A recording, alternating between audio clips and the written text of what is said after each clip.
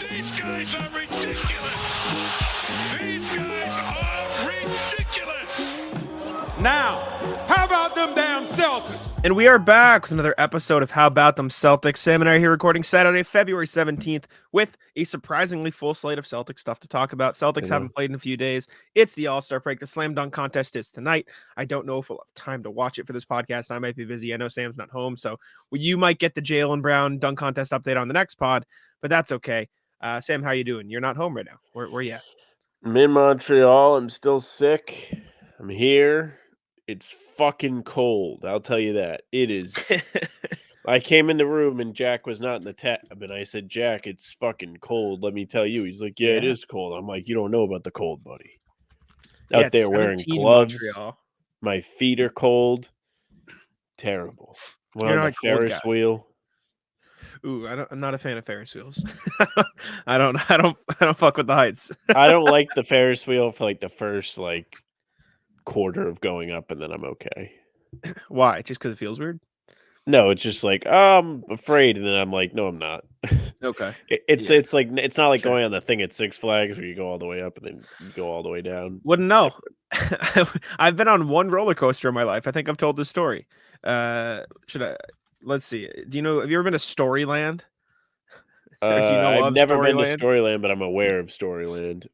So this is the called the polar coaster at Storyland. This right here.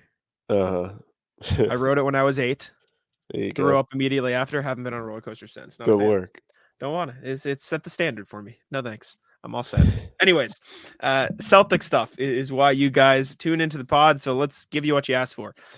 First piece of Celtics news is they're doing a documentary. The Wick Rosbeck said this on WEI. Shout out Justin Turpin. He was tweeting it out. He's a beast. He covers all the Celtics games. He's up there on the 9th floor with me. And he made his debut on the pregame show one night when Sam was out. But Wick said, quote, nothing to officially report yet, which is kind of what you're doing, but nothing to officially report yet. But we are in production on a multi-part, absolutely top quality, fantastic documentary series along the lines of hopefully The Last Dance and so on. We are deep into that. We signed contracts. Film is being filmed and archives are being gone through and it's in the process. They're following the team this whole year. So it's like behind the scenes. So we'll see what happens. Win or lose, it'll be up. And I saw you get very mad at this on Twitter. The clarification is from Chad Finn of the Boston Globe tweeted again, or it's not like The Last Dance. It's a history of the Celtics. Kuz was the first person interviewed, Bob Cousy. Again, it's not like The Last Dance. It's a history of the Celtics. So I think that should probably ease your tensions a little bit. But the fact that they are filming the team this year, I know you're probably not a fan of. Yeah, I don't love it. Don't love that. The fact that it's just a history of the team is a little bit better, but I don't love the, hey, look, we have a nasty team. Let's put cameras in front of everything, even though of all the teams to put cameras in front of, this is probably the best group just because it seems like they truly do get along all the time. I mean, O'Shea's pretty much putting cameras all around all the time anyway, but it's true. I don't really like that Wick was like, yeah, it's going to be our version of Last Dance, because everyone's like, well, now, like, it's just more bulletin board material, not even for other teams, but like people online to poke fun at the Celtics if they lose. And I mean, listen, I don't need any more stress come springtime. Will it be cool to watch a history of the team? Absolutely. I think it will. I think there have been a couple that have been done. The Celtics-Lakers one was pretty good that they did on ESPN. I was going to say, this seems right up your alley. Like, this seems like something you'd enjoy. No, I like these things. It's just, I don't know. It's I don't need to hear about this. Maybe win a championship first. This is similar to me to when they put the fucking when they did the hype video last year and they had them all with the Larry O'Brien trophies that they didn't win. Yeah. Like, it's the same thing. It's like, all right, like, how badly can you push on these guys that they're winners before they actually win anything? Like, they've been to the finals. It's great. They've had sustained success, but they haven't gotten the job done yet. Maybe get the job done first before we have a circle jerk here. I'm all for the history of the franchise. Great history.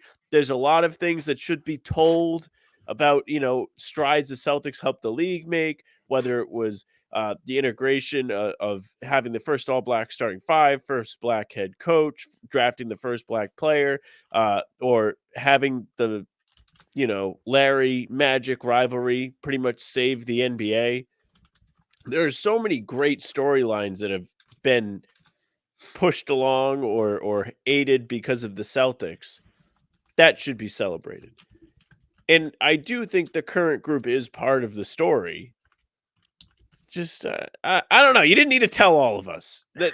You didn't need, if they win, you could have been like, "Hey, we went all in. We filmed them the entire year, and like you're gonna get this documentary." And everyone would be like, "That's sick." Wick put his balls on the fucking table. But they wouldn't have it's not like they would have scrapped it if they lost. Like you still would have gotten it if they lost. Yeah, you would have got. Well, you could have like prolonged it. You could have been like, "Okay, we're gonna push it back. We're gonna go again." I don't know. You couldn't have. No, you couldn't have. I think you could. No, well, because there's no guarantee they win the next year either. Because then what are you gonna push back 4 years, 5? Like that's just at that point. Like you got to go. Like you said, he's put his balls on the table. He's got to do it. If you're gonna do it, you got to commit. Well, it's the double down. Then you can kind of like, okay, we're gonna try again this year, and then we will release it if we lose twice. But there is a chance for a save. I guess the chance for a save. I don't know. I don't mind it. I think there is something. I agree with you more. Shocker. Yeah, I think you're pissed when you see most things. I would say there's like a 75%. What is the line of Sam sees this news, is angry about it, of just in general stuff? I feel like it's high. It's got to be like 80. Like, I don't think it's that high. It's just like it depends on what it is. If it's like this team having a duck boat parade before they win anything, it's going to be pretty high. I don't know if that's what this is though. Like it's not that, but it kind of is. It's the history of the team. I agree with you that I dislike the way they phrased it, like the Last Dance thing. I just think that's a bad look because, I mean, that's literally called the Last Dance because it's the last year of the team together. Like, you shouldn't be pushing that on the team that's currently playing. So I dislike that part of it. But the concept of a history of the Celtics, including this current group, which, for what it's worth, has been phenomenal this year. There's no guarantee for anything. Obviously, it's tough to win a title, obviously, but this is part of it. And so I think that sort of thing was good. I just think the way it was phrased is poor. I don't like that they compared it like that, but you're right. Turns out. You're right. The phrasing is weird, and I think it just sends the wrong message. I don't know. The fact that Chad Finn had to be like, "Hey, everybody, calm down." Yeah, like I said, it's the phrasing. I think that's the phrasing more than the actual act of the documentary itself, though. Like if you just told me they're putting together a history of the Celtics documentary and they're having some of the current players be a part of it, I mean, like that's great. You can see all of the different things the Celtics have accomplished throughout the franchise's history. You can have the newer players coming in talking about how those things or what they knew about the Celtics has affected the way that they take pride in the uniform they put on. Like there are different ways you could have spun this. You didn't have to come out and be like, "We're nasty, circle jerk incoming," and it's also going to be about everybody else too. That said, if they do win, yeah, it's in a rule. If they win, it's cool. See, I think you could have pushed it from my angle, what I just presented, and then then said, you could have been like, actually, yeah, sure, like, okay, I'll back that. Yeah, you know, like you didn't have to like go all in right now. Yeah, I will say I do think this is the right group for him to balls on the table with because they do seem very like, nah, don't care. We're just they do keep strolling ahead, and they've been better than any. Even though the teams we've watched the last couple of years have been good, they've been better than any of those teams so far. And I want it to be clear, I'm not hating on the idea. I'm just hating on the. I think you have it right. The messaging or the delivery is not good. Bad. 100%. I agree with you. Speaking of current players, Jaylen Brown obviously is in the dunk contest tonight as we're recording this. Again, I don't know if we're going to be here after as well. If we are, I'll cut it in here and then we'll talk about it. But I think we're going to be busy, so you'll get the dunk contest recap on the next pod. That said, he was on TNT or whatever NBA broadcast is covering it. Said, feel like I'm in my athletic prime. At one point in my career, I thought I wanted to do it, and I think now is a good time. I know you also mentioned that he said he feels like he's the best what? In-game dunker of all time, like dunking on people. Best posterizer ever. Yes. And the odds right now, I think he's plus 500 to win, right? And Mac McClung is minus 270. I'm going to go bet on Jaylen Brown right now. Do you want me to bet on it for you as well? I know you're away at the moment. It's up to you. I've got $42 in my account. I'm going to put 20 on it. Would you like me to put any money on Jaylen Brown for you? I'll match. Okay, match. 2020. I got you. Just hit me with a Venmo if they lose, and if not, I'll send you some cash, and we'll have a good time. What do you? Since we can't talk about the actual thing right now because I don't know, it hasn't happened. I don't know if we'll be able to. What do you make of his comment that he's the best in-game dunker ever? Obviously, that might be a bit of an exaggeration just in general, but pretty damn good in-game dunker. Pretty good at dunking on people. Well, leading up to this dunk contest, Bleacher Report put out a compilation of like all of his best dunks, and all of it is posters. And we've talked a lot about this leading up to the dunk contest, where it's been, yeah, Jaylen's good at dunking, but is he creative enough to impress judges? What he really is best at is dunking on people. And the entire Bleacher Report mixtape was literally him just committing murder after murder. The Maxi Kleber poster at KG Day was crazy. He's dunked on Giannis 3 or 4 times. He's dunked on LeBron. He had the crazy, I don't know if it was a poster, but in Miami for Game 5 in 2022 when they were blowing out Miami, he had a just suck the air out of the building dunk on a drive past Bam, and that was a great just silencer play. Mm-hmm. He has like he has an incredible collection of posters. FanDuel's not letting me bet on the dunk contest winner. Am I stupid? It's ratless. This means Jam's not tweeted out. Dude, look at this. You can bet on DraftKings. You can. I can check, but I don't use it as much. But look, you can bet on all of these different first round score, highest round one score. I can't bet on the winner. You can bet on the 3-point contest winner, but I can't bet on the winner. What the hell is happening? This is a disaster. Right? I'm not crazy though, right? Like it's letting you bet on everything else. Anyways, if I see it, I'll bet 20 for each of us and we'll match. But at the moment, it is yes. And I go bet now, and then it takes me to here, and then wait, what's the thing at the top? 3-point contest. Lame. Whatever. FanDuel's not letting me have any fun. Maybe it's testing my limits. Anyways, yeah, I think Jaylen Brown has a good in-game resume for dunking on people. We talked about it. I can't keep track of when we talk about what anymore because we do so many shows. We talked about his like dunks over Giannis, Rudy Gobert. Like he's got some big ones. So I think it's a valid take or a valid proclamation from JP. I'll back it. He's pretty damn good. Yeah. Speaking of pretty damn good, Jayson Tatum is pretty damn good. Oliver Fox wrote an article about him for Celtics blog this morning. Go check it out. It's called our guy. I want to get it correct. Just so I put it out there. The quiet, overwhelming greatness of Jayson Tatum. The quiet, overwhelming greatness of Jayson Tatum. Very good. But something else I saw on Twitter, ironically from Perk, which whatever. Perk is just hot or cold, man. And you're about to say it, but he either is like, whoever the Celtics have at this thing is the worst, or this guy is the greatest ever. I think he's no in between.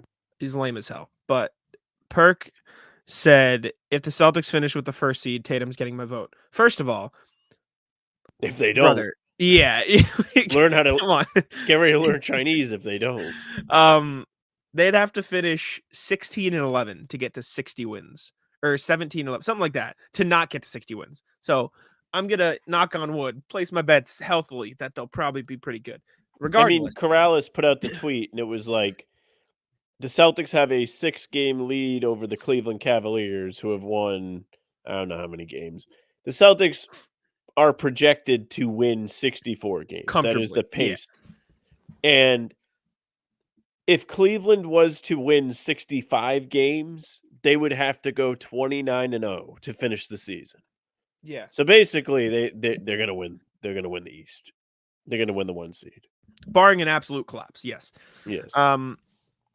But that got me thinking, or that got Perk thinking: should Jayson Tatum win MVP, or should he be at least more in the conversation? Because I know you turning for Perk. I know, right? I know you hate the whole in the conversation stuff. I know, like you're adamant, like it. But like, it is a thing, right? You have to be in the conversation to be able to win the award because there's no clear-cut winner this year. I would argue. I don't think there is an obvious MVP. Well, that's the thing. Like, you're either in the conversation or you're not. You're not an MVP candidate in the conversation or not at all. Exactly. And I think that's the point. I think Tatum should be an MVP candidate. And I think it's obvious because you look at it. And I think the general consensus or the thought process behind Tatum this year is, oh, his stats are a little down because the Celtics have more mouths to feed. He's putting up 27, 8.5, and 5 assists effectively on his best field goal percentage of his career and shooting the best 3-point percentage he shot since the 2020-2021 season at 36 on high volume, which is still down for the last 2 years. The NFL season is wrapping up, and there's still time to get in on the action with FanDuel, America's #1 sportsbook. Right now, new customers get $150 in bonus bets, guaranteed when you place a $5 bet. That's $150 in bonus bets, win or lose. Now, the app is so easy to use, and there are so many different ways to bet, like live same-game parlays, find bets in the new Explore tab, make a parlay in the Parlay Hub, the best way to find popular parlays, and more. So visit FanDuel.com/Boston and make your first bet a layup. FanDuel, official partner of the NFL. He's been great on defense. He's been good in big spots. Starting the All-Star game, it feels like this is the first year in a while that the best player on the 1 seed in the East hasn't even been talked about as a potential MVP candidate. Like, he really hasn't been even brought up as an option for a lot of these people. They're like, yeah, Jokic, Shea, Embiid when he was there, maybe Giannis, maybe Luka, and then it's like I put it on the sheet here because I think the point of he has a good team around him. Obviously, that's going to be a factor, right? Because he just doesn't have the stats to be in the same realm as those guys because they don't have as many mouths to feed. But there's a point where best team, best player, maybe a little bit worse stats is one thing versus not just best team, best player, but far and away, not even fucking close best team, best player being dominant. I feel like that's got to have. Yeah. You know what I'm saying? They are not just the best team. It's not like they're 2 games ahead, 1 game ahead. They're 4.5 games up on the next best team in the league and 6 games up in their conference in a year where everyone came in saying, who knows who's going to win this year? Yeah, the Celtics got the best roster, but it's going to be tough for them to win 1 million games because the whole league is talented. Motherfucker, they're 43-12 heading into the break, the 6-game lead in the Eastern Conference, and Tatum's not even being mentioned. I think he's got a damn good, bid to win it. And to be perfectly clear, it doesn't fucking matter if he wins the MVP. I don't think he cares about the award. I think they want to win a title. But the fact that he's not even being mentioned is a little egregious because I don't know. I just think it's a conversation. It's just weird because if you look at who else it could be, okay, we'll just kind of go down the list of guys we've heard this season. Embiid, it won't be Embiid. He's injured. He will not play enough games. Yes. Jokic is another guy. Fair. What's the argument against him? Voter fatigue? Yeah, I guess just voter fatigue. His stats are insane. He's putting up 26, 12, and 9 on great splits, and they're 36 and 19. So, yeah, he's got a fair case. Then you have Shea. And to me, Shea is the winner right now. If I had to pick, it's Shea. I think his stats have been unbelievable. I think the jump that Oklahoma City has taken is 1, substantial, 2, a large part because of him. And the amount of responsibility he's been able to take on as the number 1 on that team and to be a leader for a lot of these younger players that have stepped up for OKC and filled big time roles for them. It's just pretty incredible. And he's also been very clutch this year.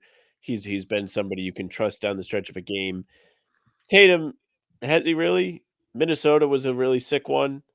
Off the top of my head, there haven't been a million Tatum games where he took over down the stretch. The Pistons win at home, as funny as it's to reference the Pistons game, was very impressive to me. The Celtics were down 21. Tatum took the reins, took charge, started going to the basket, led them back from the dead. So that's another example of him really being able to step up in the big moment.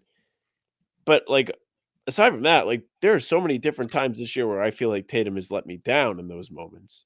And I shouldn't be considered for the award, I guess. Maybe he should be in the top 2 or 3, but I don't know if this is the year. I feel like Tatum was pretty awful for a month and a half here, maybe 2 months if you really want to stretch it out, where I was consistently complaining about him. And I'm very strict. I'm a tough critic. I get it. Really? So not an MVP voter, so it doesn't really matter.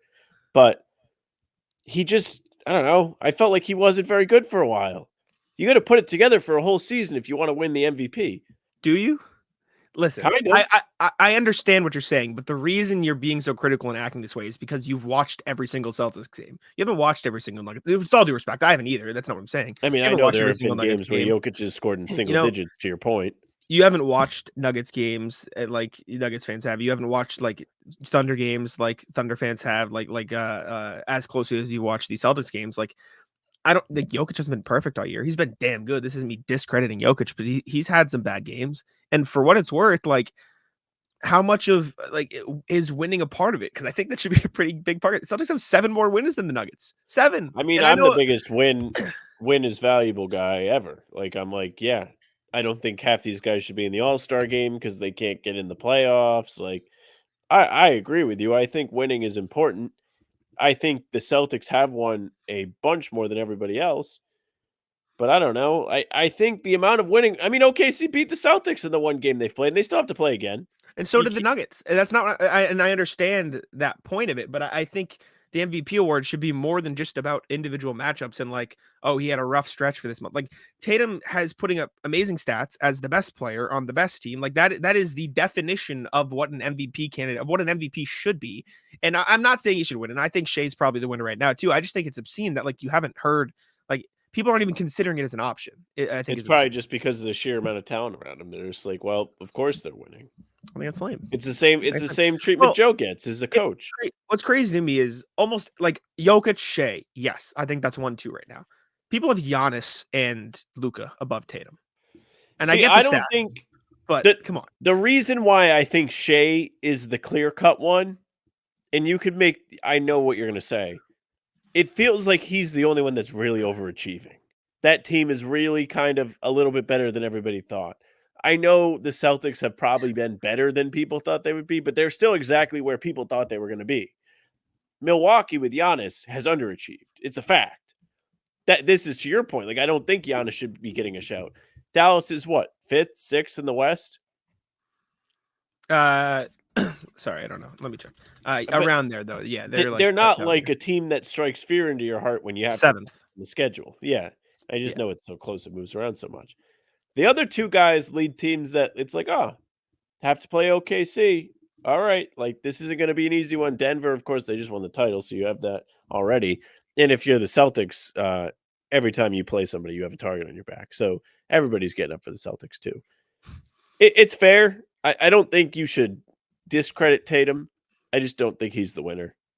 Sure, that's fine. And I agree with you. I'm not saying I think he should win. I think it should be Shea, then Jokic, and then I think Tatum. But I just think the fact that he's being discounted by so many people and like doesn't feel like we've been talking about it. Like, I don't know. I feel like Tatum lives under a closer microscope than other superstars for some reason.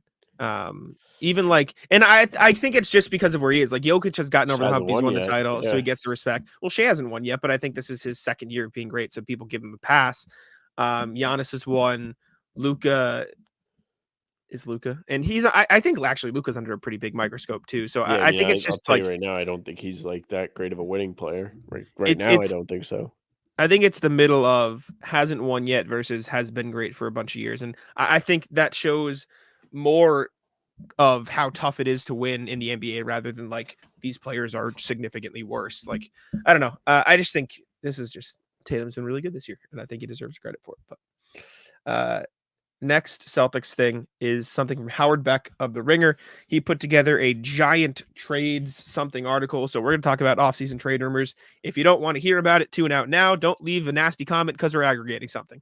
That's going to be the disclaimer. If you don't want to listen to Celtics potential offseason trade stuff, skip it. You can see it on the bottom of the YouTube thumbnail, or you can go somewhere later in the video and listen. But that's what we're talking about. Don't shoot the messenger. So I'm going to read a block of text for the context. I'll try to read quick. Howard Beck wrote, Celtics are heavily favored to win the East with a star-studded lineup and a massive payroll, all of which could spell trouble if they stumble again in the spring. It's going to be challenging to keep Tatum, Brown, Porzingis, Holiday, and D. White in perpetuity, even if they were to win the title. Quote from an Eastern Conference exec. Boston has decisions to make. They're going to have to figure out who's expendable and who's not. More of Howard Beck writing. Does that mean shedding a talented role player like Holiday, or would the Celtics preserve their depth and instead see what they can get for Brown, their number 2 star? Rivals have been wondering about his fate from the moment he signed the 5-year, $304 million extension in July. Quote from a West exec of the Brown trade, or of potential Brown trade. Quote, I think that's realistic. Can you get 80% of Jaylen by keeping Derek White and replacing Jaylen with $20 million player instead of a $40 million player?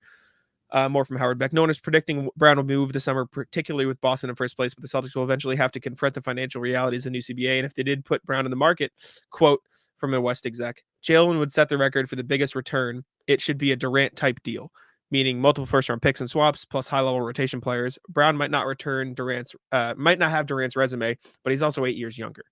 So that was a lot. Basically saying Celtics have decisions to make financially. I know it's not anybody's money, but it is money that the Celtics have to worry about in terms of building the roster and keeping it sustainable. And speculation of a potential Brown move, again, said it's unlikely, but if it did happen, would get a big return, could probably refigure the roster effectively around it. A lot of stuff to take in there. Just thoughts. Well, I don't think Jaylen's going to be traded. I just don't. I agree. I think if the team loses this year or underachieves, which would be losing, I just think the expectation from what we've seen, unless somebody gets hurt, is that they're going to win a title. They've been far and away the best team. We just did 10 minutes on Tatum probably being the MVP because he's been on the best team by far. I think the expectation should be that they're going to win.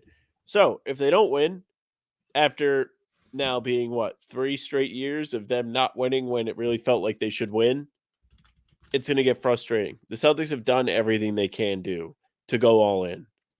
I think there will be questions going forward. What's going to have to change? And if they lose, sure, I could see Jaylen being a part of that, but I also don't know if he can actually be traded until when? July? Until it actually kicks in, the new extension?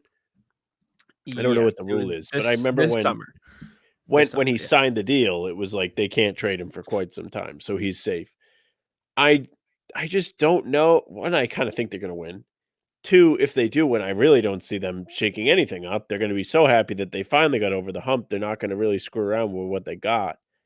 I think if you want to explore the avenue of trading him, the way Howard Beck lays it out isn't the craziest thing.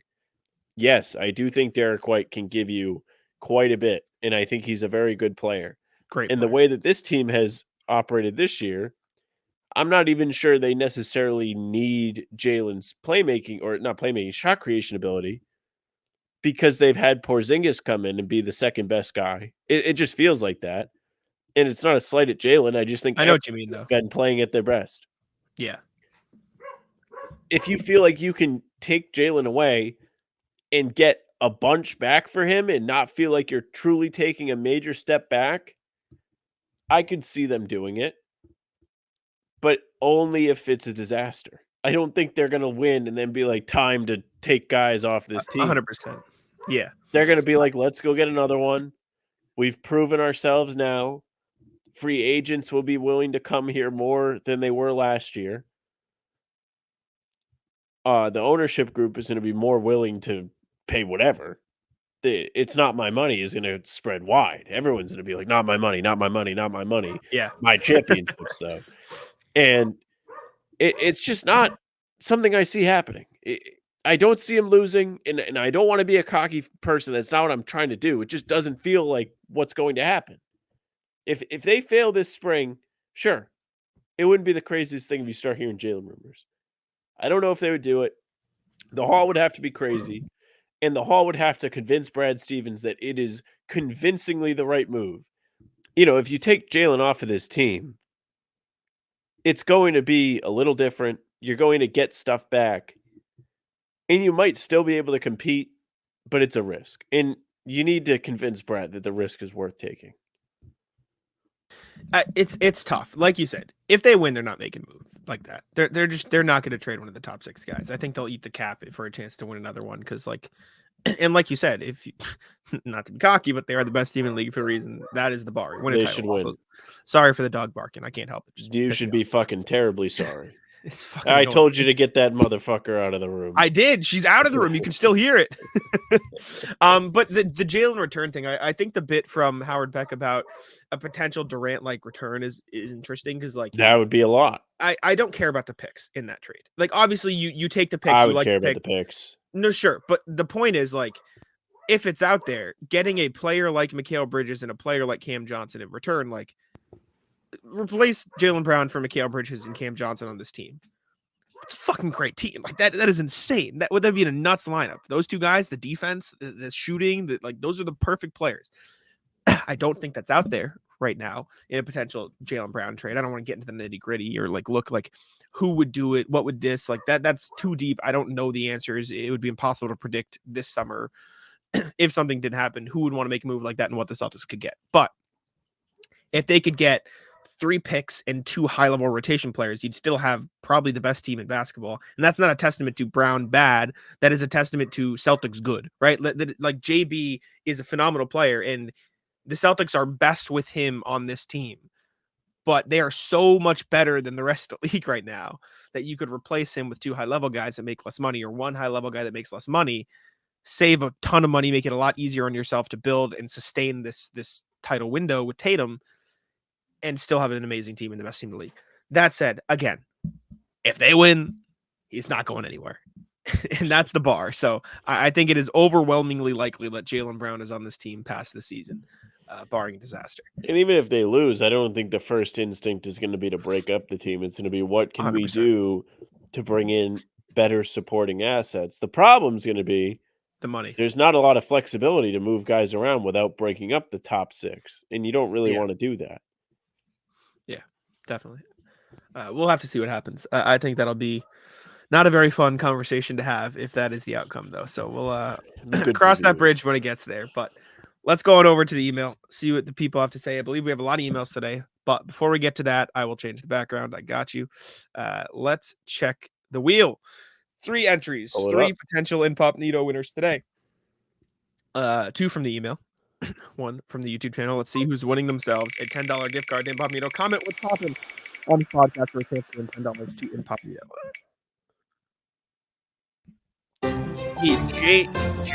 Jamie DeVito. Sorry if I think I missed an E. I think it's Jamie DeVito.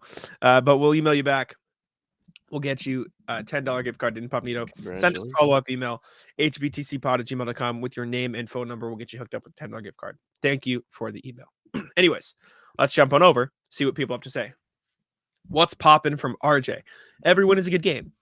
Evening, fellas. That was a fun way to roll into the break. The C's are 43-12, and I'm making a resolution for the rest of the season. If the Celtics win the game, everyone played well. The old platitude players use of, I don't care about my stats, we won. That's my attitude from here on out. JT has 6 dribble 3 misses, but we get the win. Good game. JB has a bunch of turnovers and we come out on top. Good game. Winning solves everything. And man, did the Celtics have the solution on Wednesday night. My favorite oddball side of the game was this. The Celtics in the second quarter outscored the Nets for the entire first half, 38 points to 32. Oh, the Celtics second quarter, 38 points, outscored the Nets first half points to 32. That is sick. Second favorite is that the Celtics could have gone scoreless for the final 16 minutes and 54 seconds of the game and still won. I was very happy to see Jordan Walsh make his first quarter debut. And even though he didn't score, he was doing all the good teammate things that lead to winning ball. 0 points, but we win. Walsh had a good game. Be well and enjoy the All-Star break. RJ's drinking the green Kool-Aid. He's hyped. I love it. It's fun to be positive, but if we did that, there would be no show. Well, that's the dichotomy of the show, because I do that. It's just you don't. You'd just be like, good game. Yeah, good game, Tatum. This is true, though. There would not be a lot of opinions. There would be nothing. Next one from Michael Hilly. Brad Stevens, good guy. What's Agree. up, guys? You have to read the email. Hope you're doing well. I just saw that Banton and Stevens are doing well in the Blazers and Grizzlies, and it got me thinking about how good Brad is about sending players to a good situation.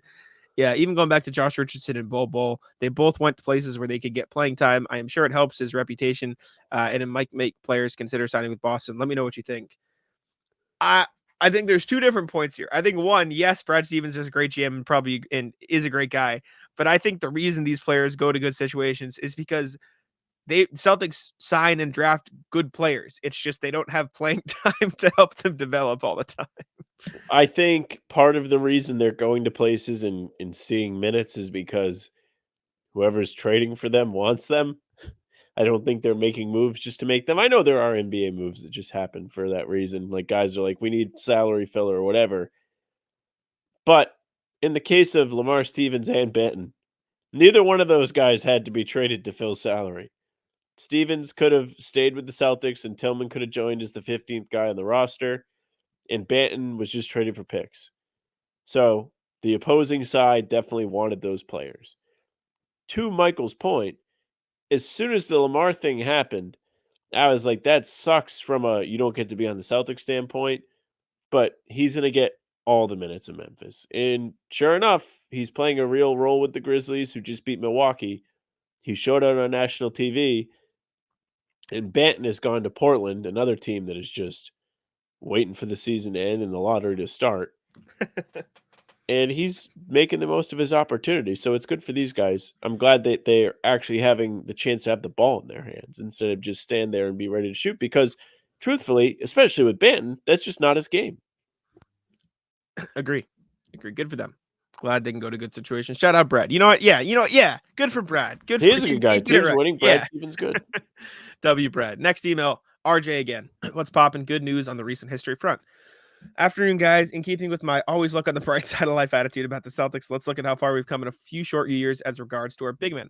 Remember this stellar assortment of gents who filled the center and power forward spots in 2020, 2021 in descending order of minutes played. We had Tristan Thompson at 1,287, Grant Williams at 1,138, Daniel Tice at 1,027, Robert Williams at 985, Semi Ojeleye at 950, Luke Cornett at 254, Jabari Parker at 138, Taco Fall at 136, and 61 minutes of Mo Wagner will haunt us to this day. The good news from this season is that it was only 72 game long. All those minutes together resulted in 11.6 win shares. Over 3 short years, we've consolidated that to Jayson Tatum at 1,860, Al Horford at 1,224, Kristaps Porzingis at 1,181, Luke Cornett at 581, Nemish Kidd at 283, Lamar Stevens at 122, Drew Peterson at 3, and Xavier Tillman, who has yet to play in a Celtic green, or in Celtic green. Interesting to note is that Al and KP have logged about as many minutes in 55 games as Thompson and Grant did over the entire short season. Also this year, we've had to do less mix and match with our bigs with a solid 3-player rotation, where in 2020, 2021, Brad had to play the wheel of front court, meaning that it was about as likely we'd see Semi and Tice at the 4-5 than Grant and Thompson. I almost forgot this year's battalion of bigs has racked up 21.3 win shares. So let's give a well-deserved round of applause to Brad Stevens. Better bigs have resulted in big improvement this year, along with the foundation for the future, even as Big Al ages out. Be well, RJ. A lot of Brad Stevens love in the email section. Should be. I mean, he put this wonderful team together for everybody to watch. So it's funny, like that 21 season was an absolute dumpster fire.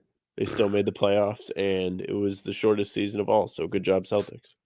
Actually, the COVID season was shorter, I guess. I think the craziest part to me is, so I've done something similar with this of like, not big men, but I've looked at the spacing, like the shooting.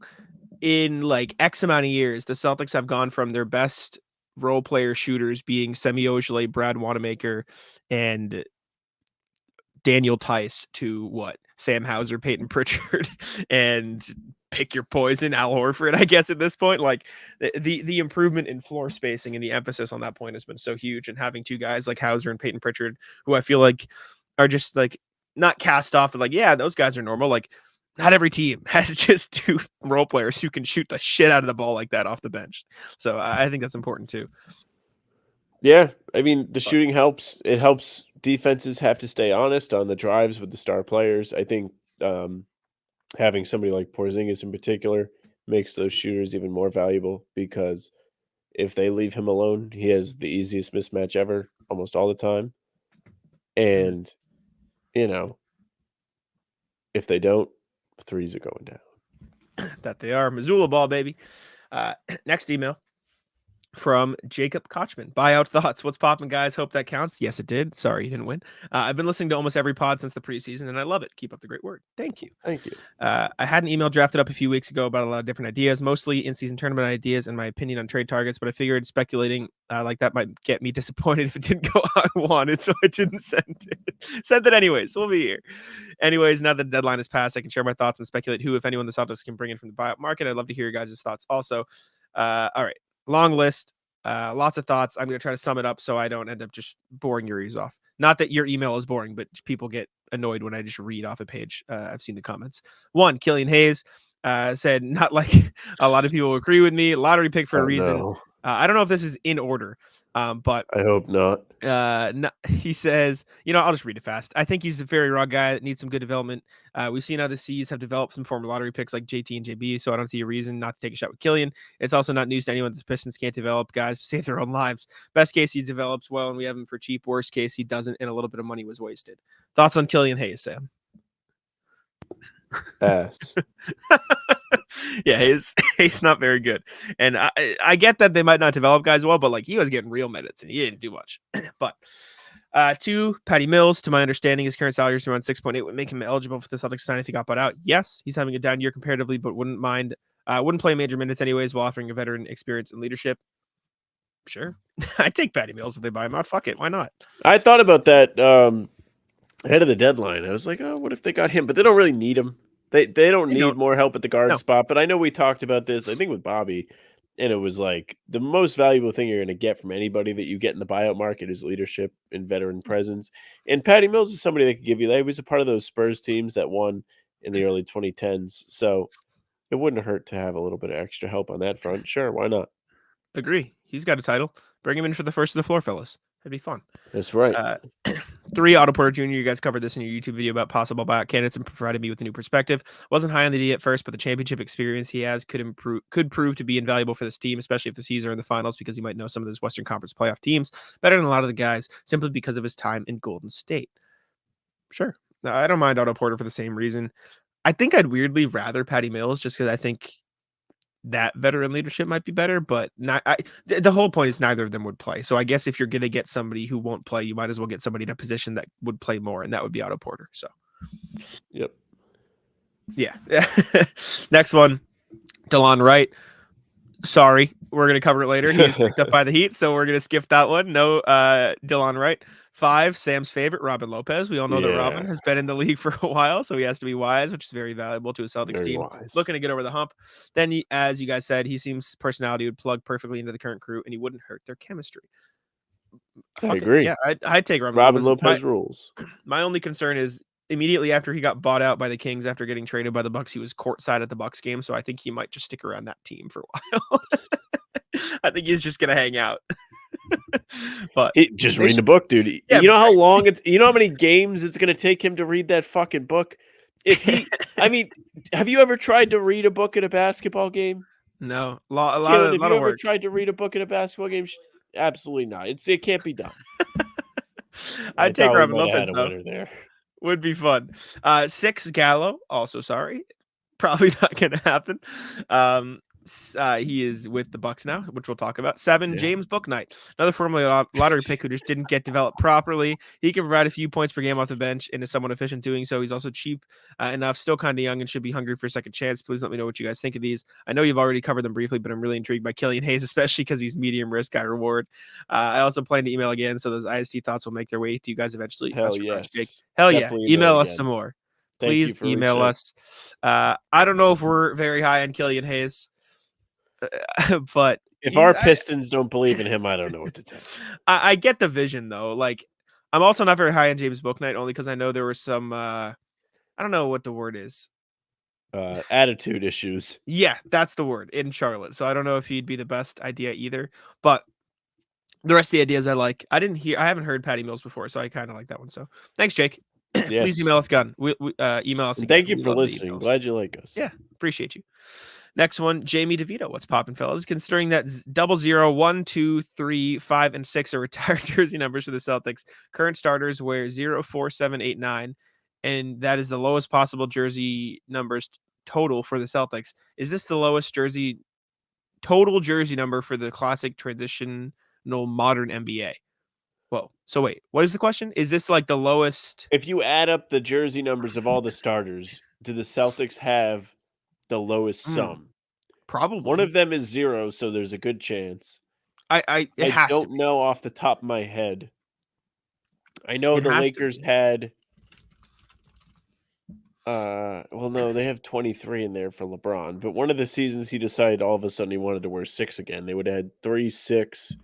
If D'Angelo Russell was there, that would be 1. Vanderbilt would be 2, but I don't know. I don't know. Reeves being 15 would fuck that, huh? Yeah, I don't know. it has to be It's got to be pretty close. because this total is what 17, 28, 28. So anybody with a 20 number in their starting lineup is probably already fucked. Fucked, dude. Good luck. So I think probably for sure that it is, but I don't know if there's a place to check. But thank you for the email. It's got to be up there though. What's poppin' RJ contract statuses? Morning, guys. Taking it slow in the All-Star break here. 2 things. Can you break down whose bird rights or other contract elements, might come into play between this year and next? I know Springer and Tillman are in deals favorable for the C's, but what about Luke, for example? Also, how do the two-way guys work if we don't upgrade them at the season's end? Second, I hope people will tune into the G League game on Sunday at 1:30 Eastern. I know Davison doesn't get the love that others do, but he's improved enough to be considered a top player at that level. Be well, RJ. Okay. This is a Keith Smith question. I don't know. I am not great at contracts. Luke is under contract. I think this is the last year of his deal. I don't know what bird rights the Celtics will have. All we hear is Tillman bird rights, Tatum bird rights, Brown bird rights. They traded Smart, traded Rob, traded Grant. Just thinking of guys that would have had that on. Hauser, they'll have no. Will they? I don't know if they'll have bird rights on Hauser when his thing is up. I don't think so. They might have him on White because they acquired him via trade. So I think they have his. Not sure if they would have Holidays. Okay. A team gets a player's full bird rights if they spend 3 years with their team without leaving in free agency. It doesn't have to be on a 3-year deal. This applies to players on a 3-year deal, players on a 2-year deal, followed by a 1-year deal, or players on consecutive 1-year deals. So those are full bird rights. So Luke Cornett, I don't believe in that case. The Celtics probably won't have his bird rights because he has not been with the team for 3 full years. He has been the team this year, last year, this year, last year, and then 12 games in the 21-2 season to end the year. So they don't have Luke Cornett's bird rights. But I think he's under contract for next year too. Let me double check. He's under contract this year. No, so then he's done. So they will just have to re-sign him, but I don't think that'd be vet minimum is really going to go far into the cap. Yeah, so I think they'll be okay on Luke. They will double checking here so I don't misspeak. Since Hauser was on the team for all of last year under standard deal and all of this year as well, next year will have his final year, and he will they will have bird rights on him, not my money, when he becomes a free agent. Yes. Early bird rights as well. A team gets a player's early bird rights if he spends 2 years with the team without leaving in free agency. So they will have that. It allows the team to pay either 175% of the previous salary or 104.5% of the average league salary. So they have some rights with Luke as well. They also inherited Tillman's bird rights because he was traded. I believe they inherit Springer's as well. Don't quote me on that. And so they have bird rights for most of the players on the team. No bird rights for O'Shea, Svi, all the new guys, and they will have Jordan Walsh's bird rights by the end of his current contract as well. As far as the 2-way contracts, if they don't bring them up, it's just a 2-way contract. He'll just be a free agent at the end of the year, free to do whatever he wants. I don't think they have any rights after a 2-way player. So, yeah, hopefully that answers most of the questions. I tried my best, found the definition pretty quick, so I hope I hit all the points there. Yeah, it's a good answer, but I mean that's big for Derek White. They'll have one already. I'm pretty sure they just got his bird rights from the Spurs. Yeah. Drew Holiday has a player option, but if they figure a way to keep him around for a new contract, they will have his bird rights. Porzingis, they will have bird rights on by the time his contract is expired because he signed for this year and then 2 years after. Horford, they should have bird rights on sooner or later. So if they do not have bird rights on guys, it is likely that they will then have bird rights pretty soon. Yeah, and bird rights just allows players to pay more than other teams to retain their players effectively. So I thought that means it doesn't matter if you go over the cap for them. Both. You can pay more. Bird rights. Let's see. And finally, for full bird rights, the only limit in place is the max salary the player can receive, etc. So it allows them to keep the team easier than they would leave. Anyways. Yeah, you're right. That was mainly just for max contracts. The bird rights thing is they can pay more, but it does allow them to go over the cap to keep their players, like the Warriors. That's the example. That's the poster child for bird rights. Let's. I've been trying to say anyways less because we got a comment saying I say it too much. Not maliciously. He goes, Jack, you really love that word. I was like, I hate silence, man. I need to transition. Come on. Let's dig into the NBA section. See what's cooking around the league. See who's playing. Wait, is there any NBA section we can do right now? It's the All-Star break. Nobody's playing. You know what we There's can talk no about? Standings check in. There's not, but you know what we can talk about? The Bucks who lost to the Trailblazers. No, they lost to Memphis. Shambles. They lose to both. Maybe they lost to both. Let's check. I think Memphis they was lost to the both. game on Thursday that they lost to.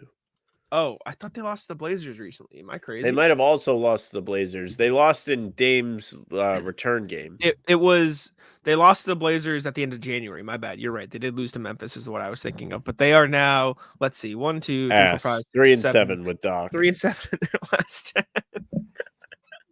That's really bad. Did you see the picture of Doc's fresh cut for the All-Star game? No. He just has his regular haircut, but somebody quote tweeted it was like, why does he look like a Dominican taxi driver? Jesus.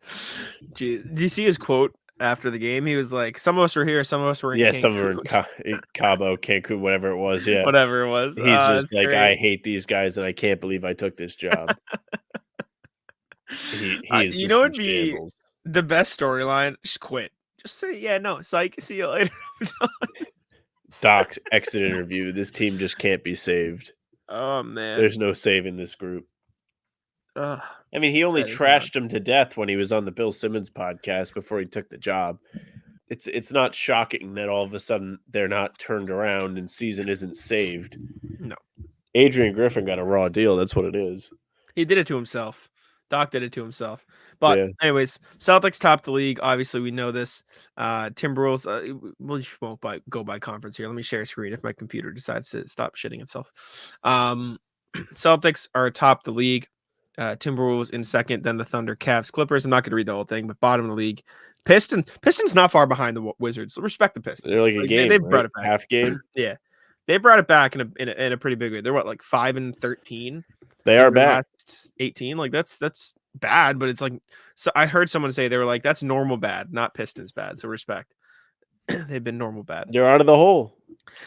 I think this is interesting. The differential, like per game, like the Rockets and Warriors aren't very good, but they have a positive differential in the sea of red. And then like the Hornets are low key the worst. You know, the Hornets haven't won a game by double digits this year yet. Now I know that. That's crazy, right? That's insane. They won 13 games, all of which by single digits. They are really really terrible. Other teams who are probably better than their record. I guess there's not many. The Bulls are only some minus 1.1, even though they're like that.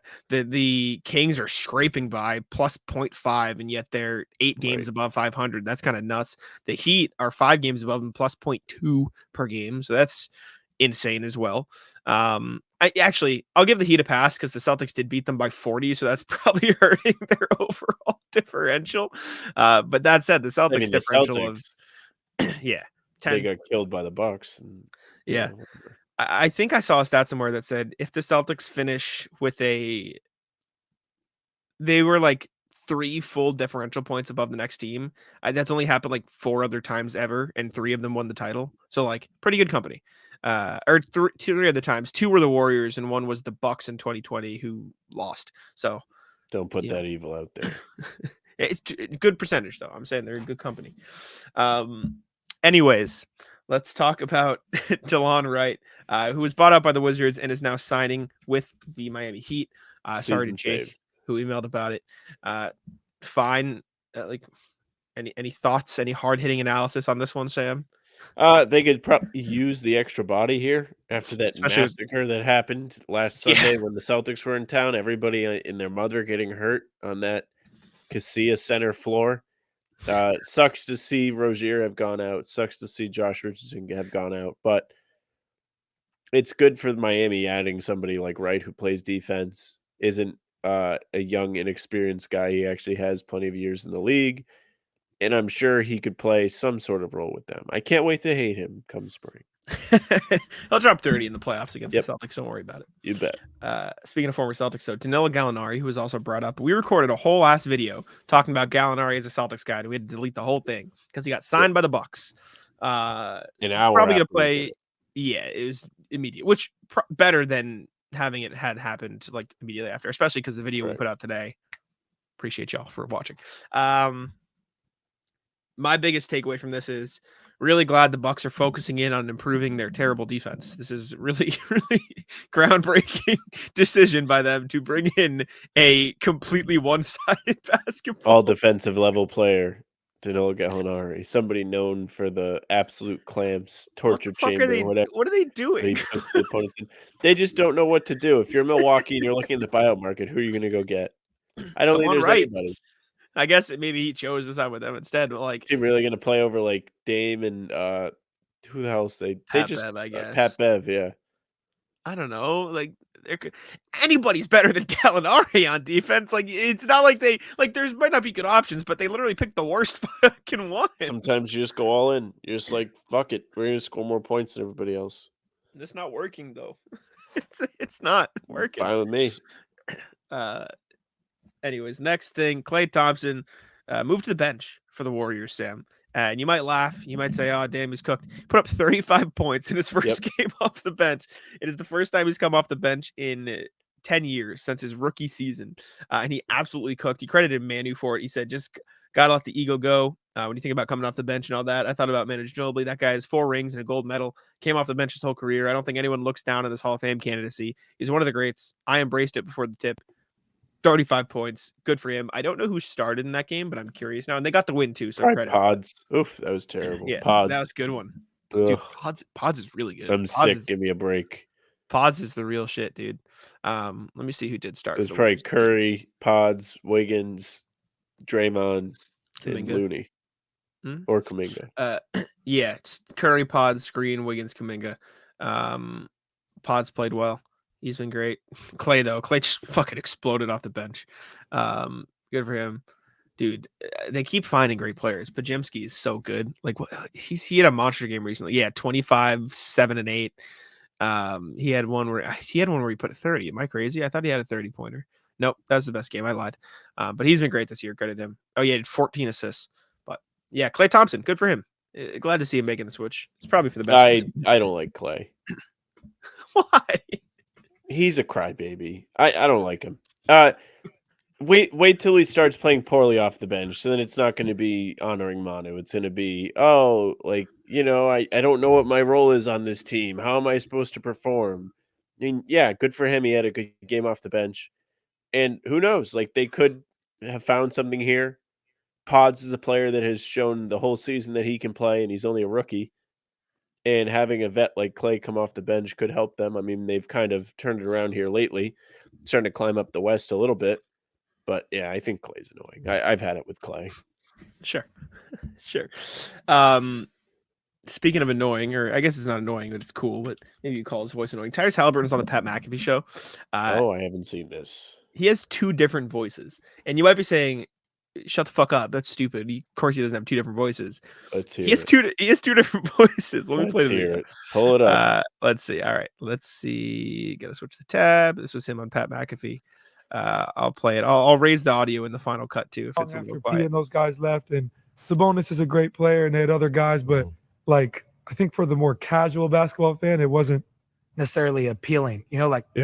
Post basketball is not appealing unless it's Jokic or Joel or Shaq. You know what I mean? Like you have 2 different voices. I do. People say that all the time. Did you hear? I mean, that's insane. Dude, what the fuck? You thought I was crazy when I pulled this up, right? You probably like, this is stupid as hell. Like, what do we? I just thought he was going to be like doing an impression. Like, it sounds like he's like doing this on purpose to mess with them, dude. And then he's talking. Listen, he talks about it after. He's like, yeah, I have no idea. That is unbelievable. I didn't know if it was our microphone. I never catch it. Like I watch podcasts after, and I'm like, dang, my voice changed. I don't mid-sentence. Yeah.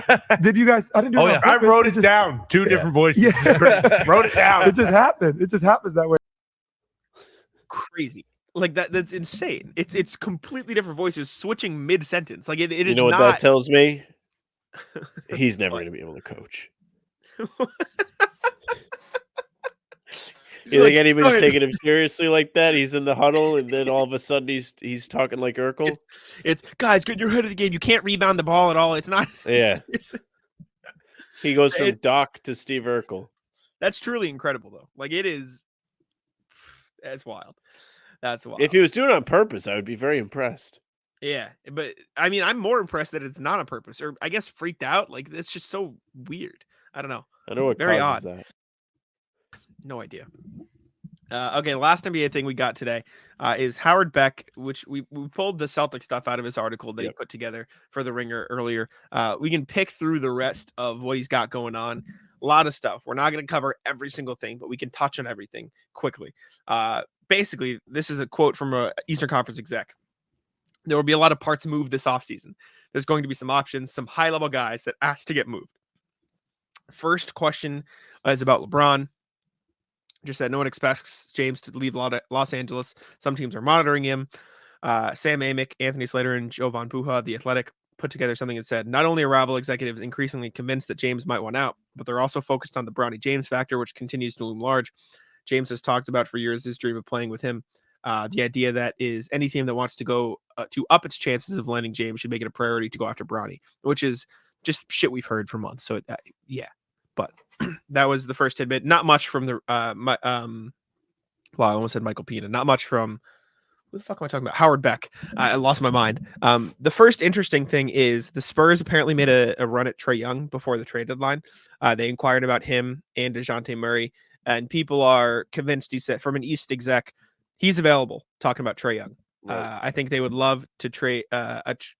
Love to trade Trae. It's talking about the Hawks, and said that the Spurs are probably going to be top of the list, or they like already tried and it could happen. So, and we've talked about that fit. I think it makes sense. It is the best of all the fits. Yeah, I mean, a guy that can't play defense having a 7'4" Gumby, Mr. Fantastic type player behind him to be the back line, perfect. There is no better place to put Trae Young. I completely agree. The offensive capabilities would be fun for them too. If you're the Spurs, you should be willing to overpay. And I don't even like Trae Young that much as a player. But it's a good fit. It helped the offense, and he can cover from a defense. The next thing is Donovan Mitchell. Quote from an East exec: "There's no doubt he's leaving once his contract ends." I've been on this. Yeah, there you go.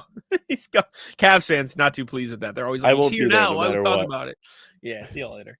He's gone. I will say he'd probably be a damn good fit on that Knicks team. I think him and Brunson could work well. I know you're big on they'd both have to have the ball, but I think he would be great somewhere in the Western Conference, if you ask me. You know what? Back then, so sure.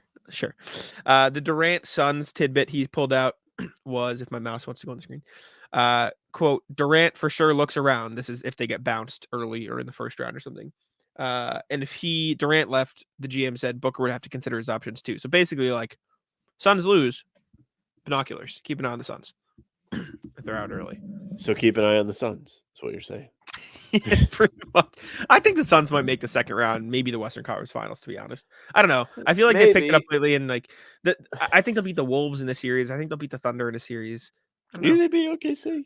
I would love to see Durant OKC playoff series. I think the experience weighs in. But Durant's under contract for this year and 2 more, so it would be forcing his way out yet again, which I don't know if he'd do. Howard Beck said there's also pressure on Milwaukee. Shocker. No one expects Giannis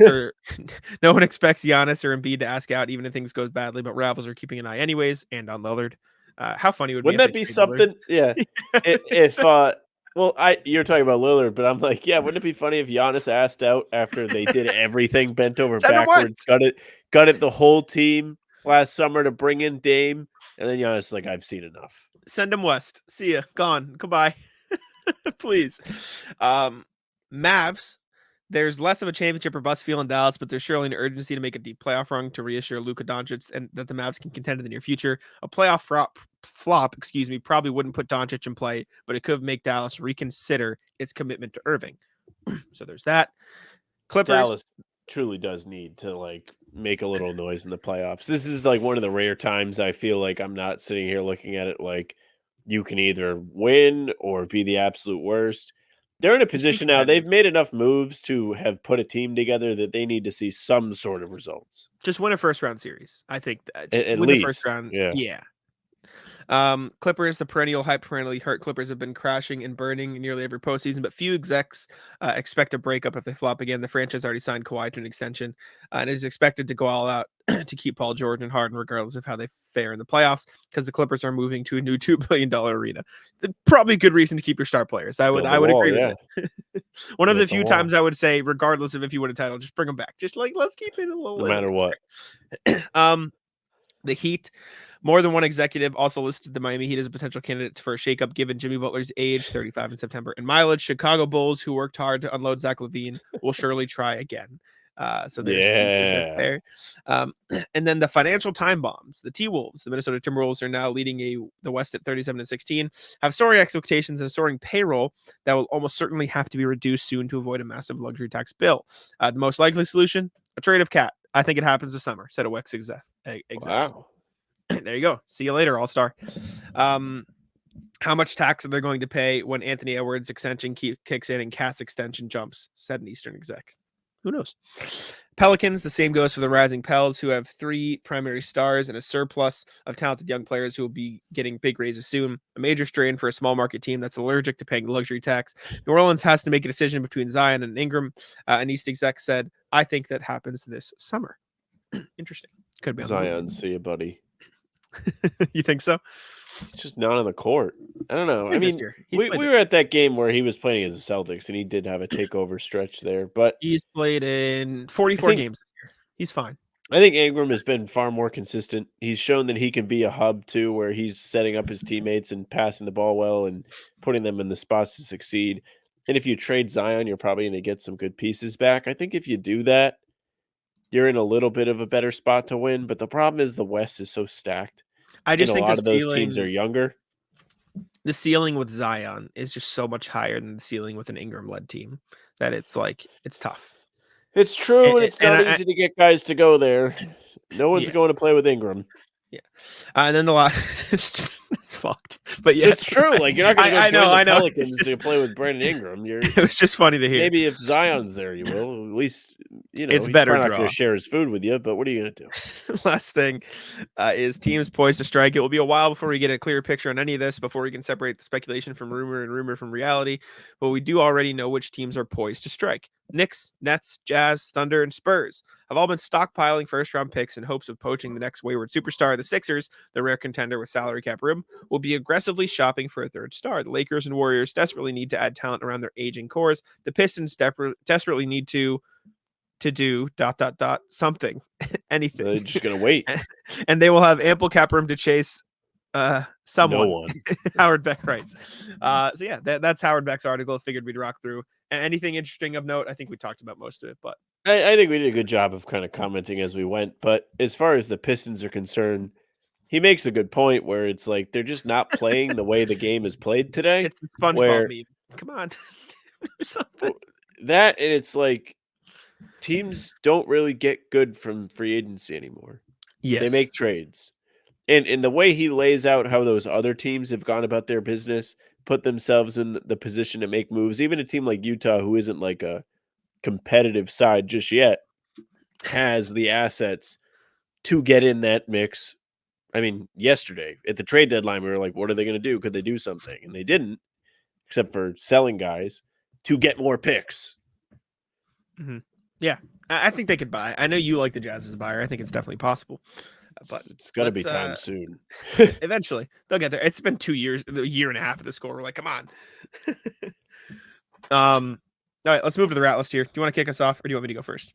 I'll go first. Rat list cold, dude. It is freezing.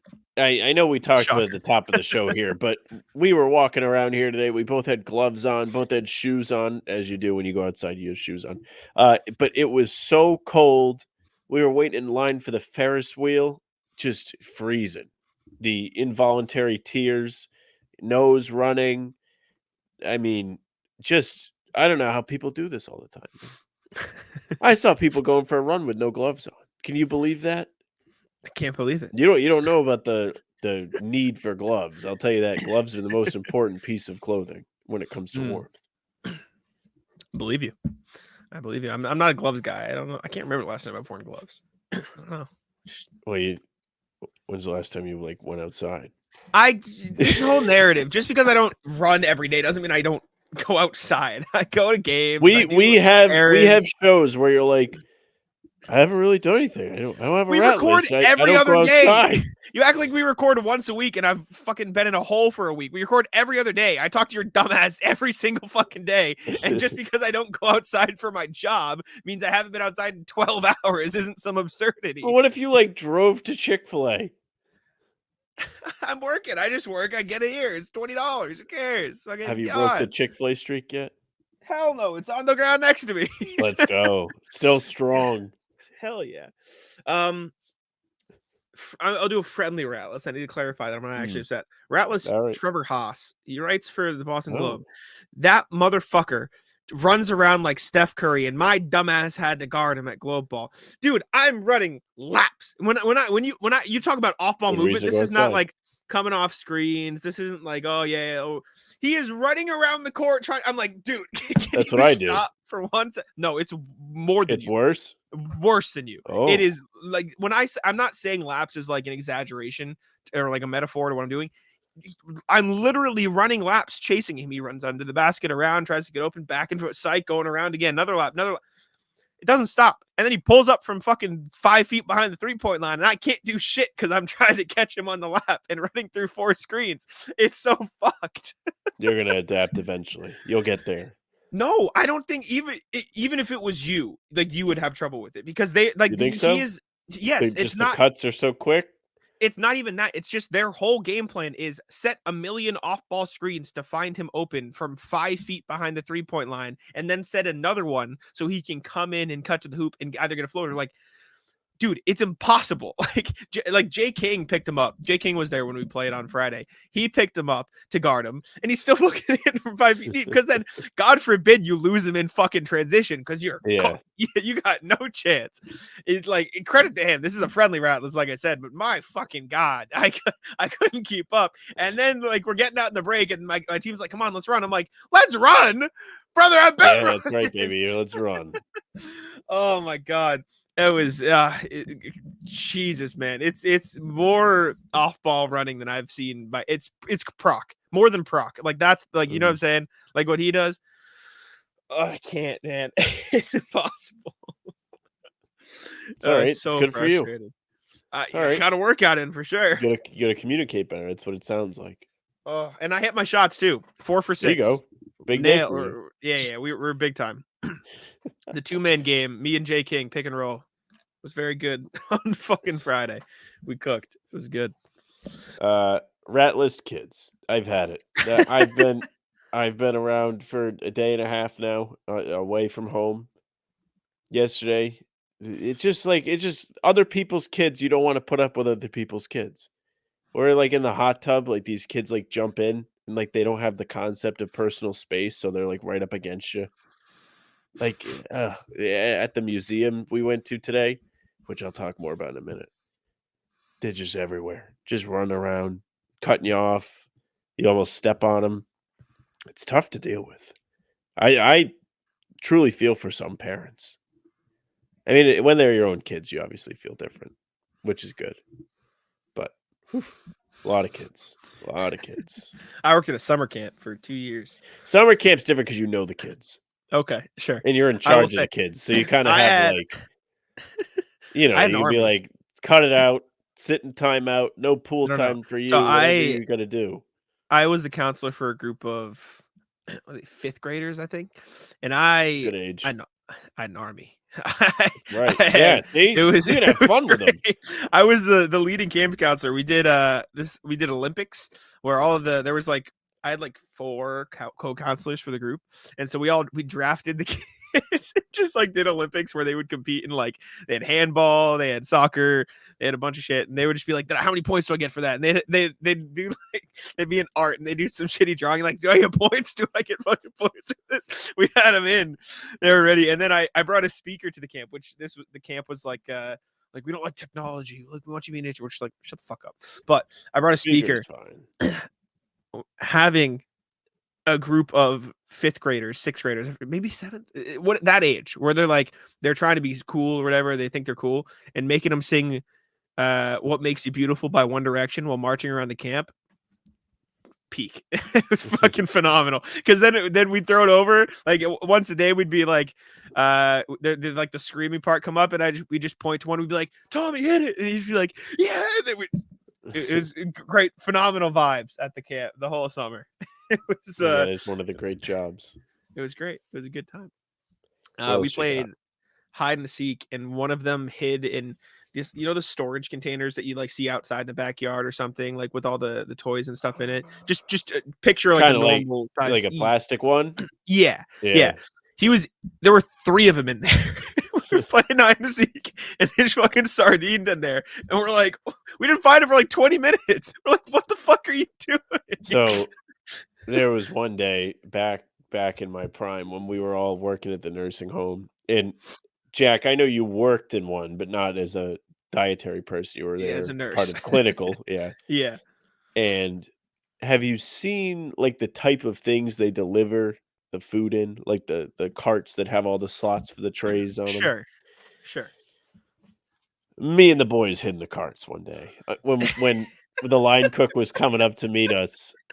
We were all 3 of us in the carts, and we let him kind of wonder for like 15 minutes before we popped out. We're like, hey, we're here.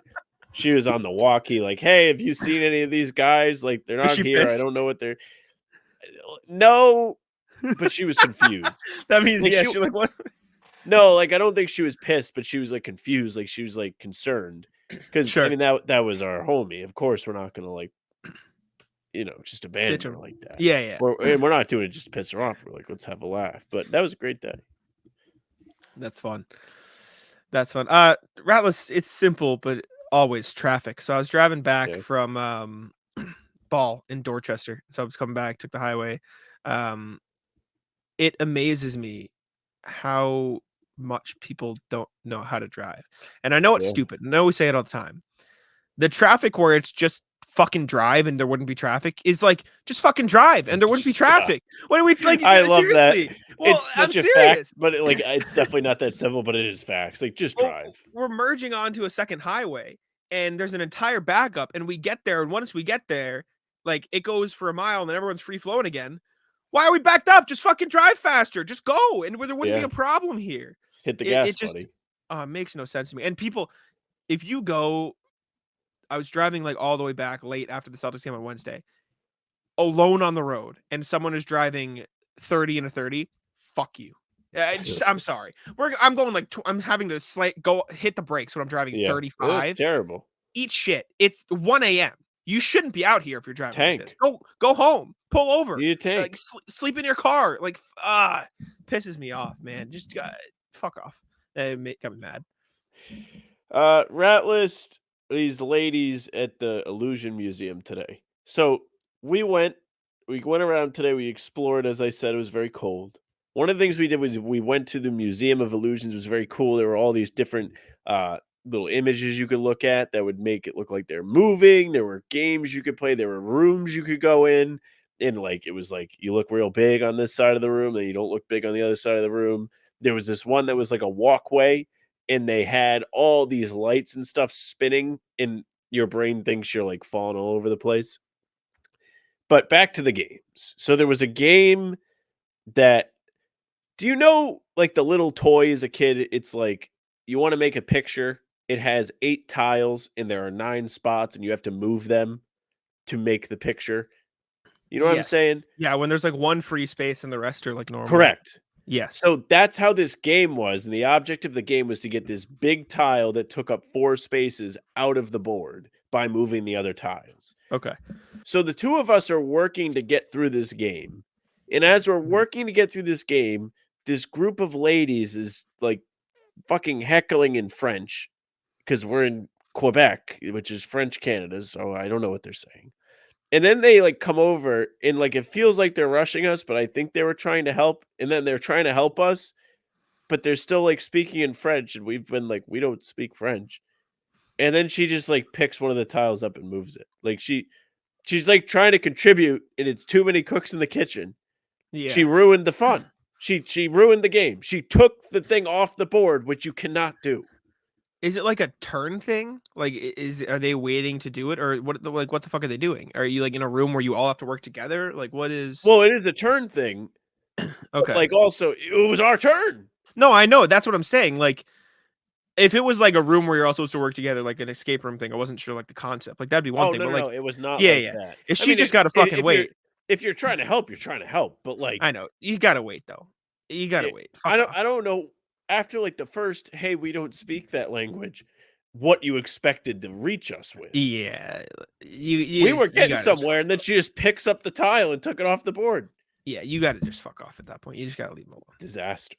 Agree. That's lame. That's why I don't think I have anything else. We ripped some good stories though. That was fun. That was a good one. Wrap it up. We owed after the last one. Last one. Yeah, last rat list was bad. You guys will enjoy this. I was at work. I didn't want to talk. It happens. It'd be like that. Shit gets in the way. Yeah. I do believe I am going out tonight, so you'll probably get the Jaylen Brown dunk contest thing another day. All right. So warning there, but thank you all for tuning in. We appreciate it. Make sure to subscribe to How About Them Celtics. Appreciate the love on the channel. Make sure to check us out on Spotify and Apple as well. 5 stars, all that good stuff if you like us. We're live Mondays and Fridays with Talking C's now with Bobby Koritsky. So if you'd like to say hello there, we're usually live. Everybody watched the last one. But yeah. A lot of views on the live. It's a good time. Thank you all for tuning in. I'll let Sam wrap it up. Yeah, thank you very much for listening or watching. Make sure you subscribe to our YouTube page. Hit the notification bell. Subscribe again. So you don't miss any of our daily uploads. Like Jack said, we're doing stuff all the time. We have pods like these. Sunday, Tuesday, Thursday. Talking C's Monday, Wednesday, Friday. Monday, Friday are live. Anytime there's a game recap after the game's over. The next morning, if there's a pod, then it's in the pod. And then the other days we fill them in. We're live a half hour before every single game. So come hang out. The pregame streams are a blast. They're a bunch of nonsense. Everybody has a good time. You can find us on Spotify and Apple as well. Follow us there. Leave a 5-star review. You can find us via email, hbtcpod@gmail.com. We had plenty of emails. Say thank you to the new emailers. We do truly love hearing from you. So thanks for your input. Tell us what you thought of All-Star Weekend. By the time we're recording Monday, that's probably what we'll be talking about. So tell us what you thought. You can follow us on socials at How About Them C's, Twitter, Instagram, TikTok, Facebook is just the name of the pod. You can find our streams there and on YouTube and also on Twitter. Jack's Twitter is at JackSimoneNBA. Mine's at Sam LaFrance. It's it for us. Bye.